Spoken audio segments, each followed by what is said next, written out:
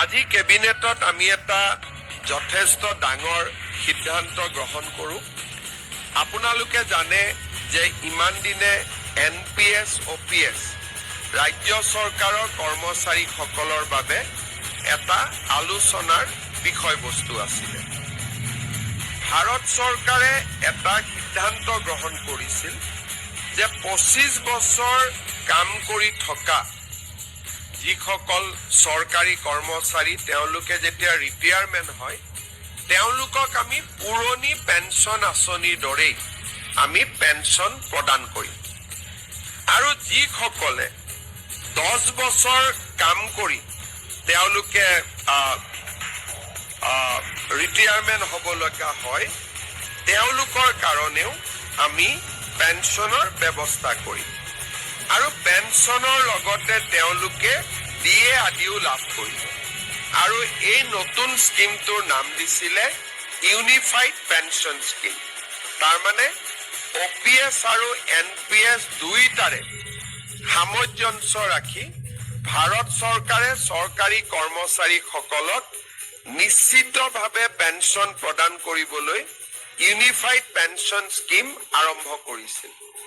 দেশৰ 4খন ৰাজ্যই unified pension scheme এতিয়ালৈকে গ্ৰহণ কৰিছে। আজি আমাৰ ৰাজ্য চৰকাৰেও এই ইউনিফাইড পেঞ্চন স্কিম অসমৰ চৰকাৰী কৰ্মচাৰীসকলৰ বাবে এডপ্ট কৰে। ইয়াৰ ফলত ৰাজ্যত বহু দিনৰ পৰা চলি থকা NPS আৰু OPSৰ বিতৰ্ক সামৰণি পৰিব। যিসকলে NPSত থাকিব খোজে, বিশেষকৈ যিসকল ডেকা ল'ৰা নতুনকৈ নিযুক্তি হৈছে তেওঁলোকে NPSতে বেনিফিট বেছিকৈ পাব UPSতকৈও। কিন্তু আমি দুইটা অপশ্যন তেওঁলোকৰ বাবে খুলি দিছো যে তেওঁলোকে নিজে বিচাৰিলে NPSতো থাকিব পাৰিব বা তেওঁলোকে UPSতো যাব পাৰিব। UPSলৈকে যোৱা মানে তেওঁলোকে নিশ্চিত পেঞ্চন OPSৰ লোকসকলে যেনেকে পাই আছিলে ওল্ড পেঞ্চন স্কিমৰ UPSত গ'লে তেওঁলোকে নিশ্চিতভাৱে পেঞ্চন লাভ কৰি থাকিব। আজি এই আঁচনিখন ৰাজ্য চৰকাৰৰ কেবিনেটে গ্ৰহণ কৰে আৰু এবছৰৰ ভিতৰত কৰ্মচাৰীসকলে সিদ্ধান্ত ল'ব পাৰিব যে আমি NPSত থাকিম নে আমি UPSলৈকে যাম। ইয়াৰ ফলত ৰাজ্যত নমস্কাৰ, আপোনালোকে নিশ্চয় মুখ্যমন্ত্ৰী মহোদয়ৰ বক্তব্য শুনিলে।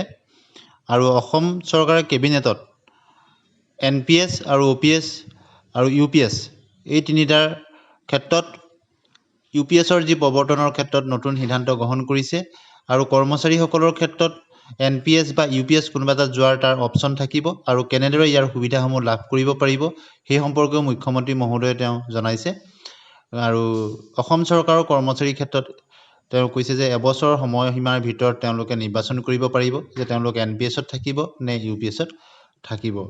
পৰৱৰ্তী সময়ত আমি 1 ডিচেম্বৰৰ পৰা যিহেতু লোকসভাৰ সংসদৰ অধিৱেশন হৈছিল আৰু ৰাজ্যসভাতো OPS UPSৰ সম্পৰ্কত বহুখিনি কথা উত্থাপন হৈছিল, সেই সম্পৰ্কত কিছু শেহতীয়া খবৰ আপোনালোকক দিবলৈ চেষ্টা কৰিম। আজিৰ ভিডিঅ'ত আমি মুখ্যমন্ত্ৰী মহোদয়ে অসম চৰকাৰৰ কেবিনেটত বিশেষকৈ ইউনিফাইড পেঞ্চন স্কিম UPS আৰু NPSৰ ক্ষেত্ৰত কৰ্মচাৰীসকলে কেনেদৰে তেওঁলোকৰ নিজৰ নিৰ্বাচন কৰিব পাৰিব, তাৰ কাৰণে এবছৰৰ সময়সীমা দিব আৰু কেনেদৰে উপকৃত হ'ব পাৰিব সেই সম্পৰ্কত কৰা ঘোষণাৰ বিষয়ে অৱগত কৰিলোঁ।